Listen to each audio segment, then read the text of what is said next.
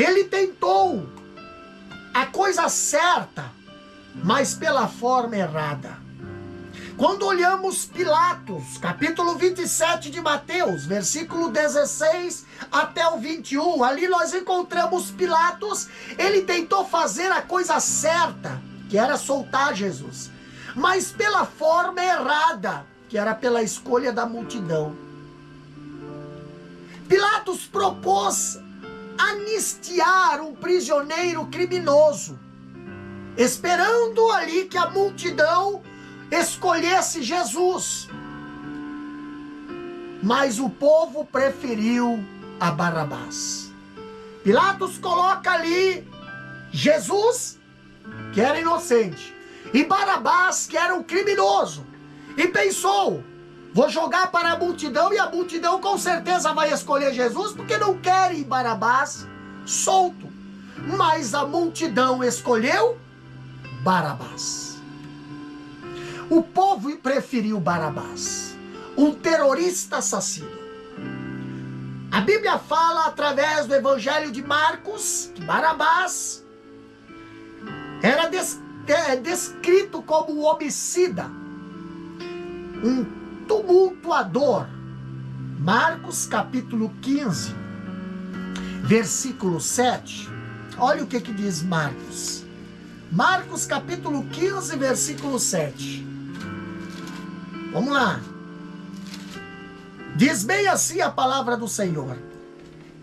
Marcos capítulo 15, versículo 7 diz: E havia um chamado Barabás, que, preso com outros amotinadores, tinha no motim cometido uma morte. Já Mateus chama ele de preso muito conhecido. Versículo 16 de Mateus capítulo 27. Ali diz: E tinha então um preso bem conhecido chamado Barabás.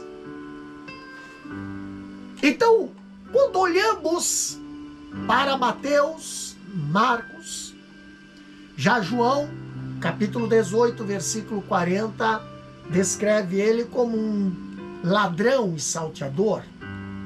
Vemos agora Pilatos colocar para a multidão a decisão. A decisão da multidão por Barabás revela agora as escolhas do homem sem Deus. O homem nunca vai querer escolher as coisas certas, as coisas de Deus. O homem pecador, ele sempre vai querer escolher a ilegalidade em lugar da lei. Ele sempre vai querer escolher a guerra em lugar da paz. Ele sempre vai querer escolher o ódio e a violência em lugar do amor. Barabás, ele significa filho do pai.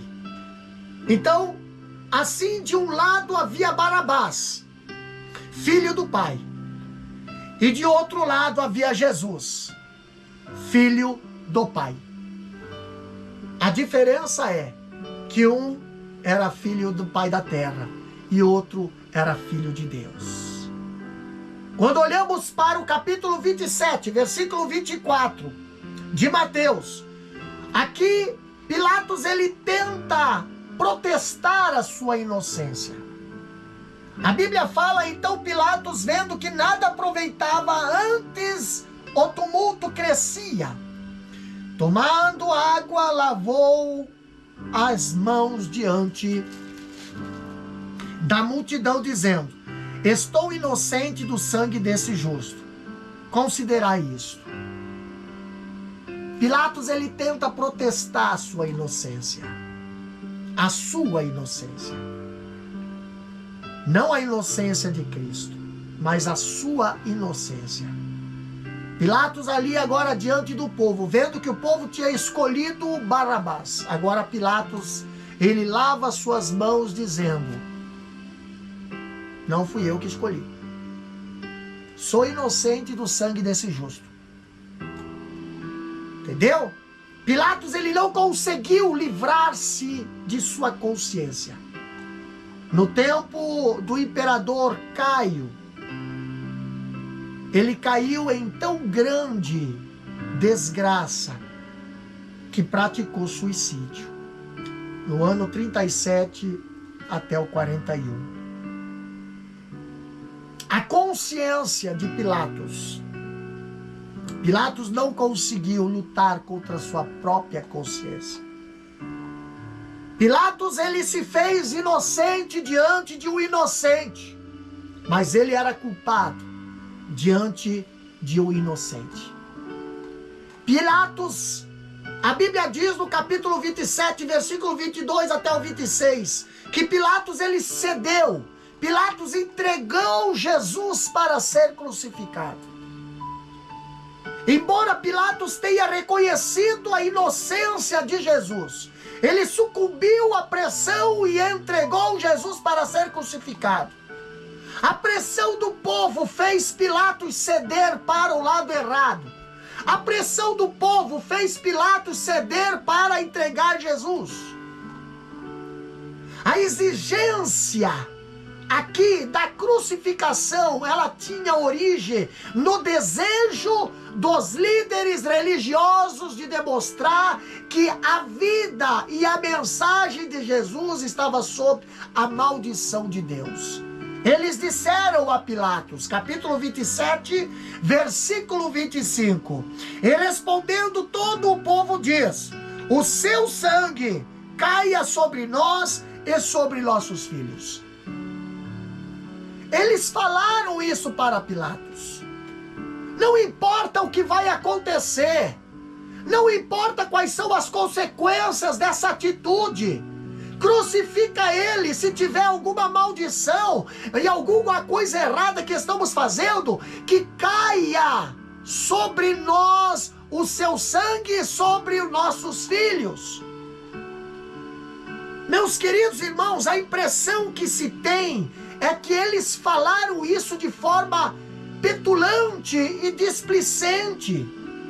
Além disso, olha só, a sua resposta foi unânime. Todo o povo disse.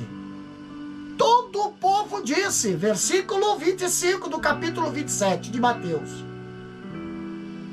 Com tal resposta, nós vemos o Israel daqueles dias estava rejeitando a Cristo e, no mesmo fôlego, assumindo a plena responsabilidade por tê-lo feito.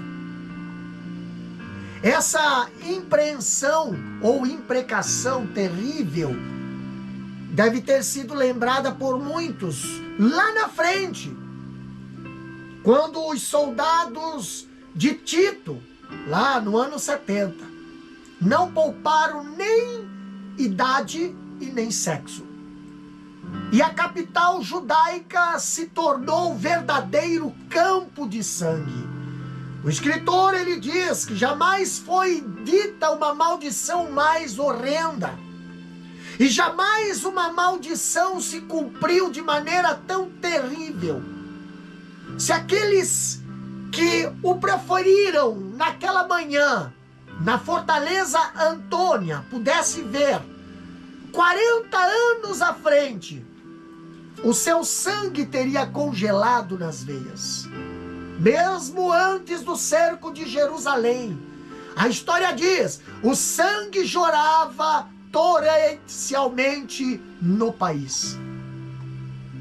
No final do ano 66, foi trucidado 20.000 judeus em Cesareia por seus concidadãos gentios.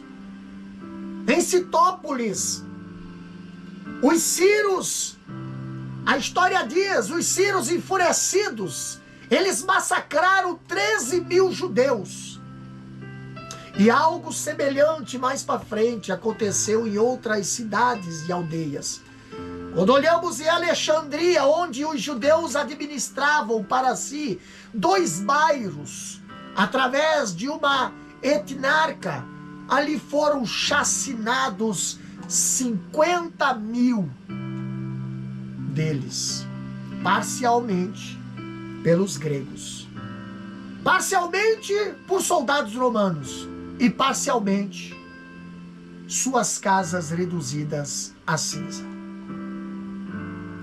Na conquista de Gamala pelos romanos, foram mortos até mesmo os bebês.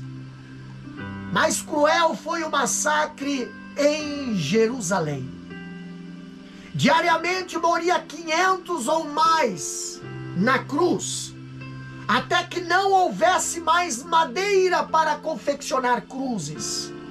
Quando enfim a cidade foi conquistada, a espada romana graçou sem piedade contra tudo o que a fome e a peste ainda tinha deixado com vida. Quer criança ou velho, quer homem ou mulher, o sangue caiu sobre aquele povo.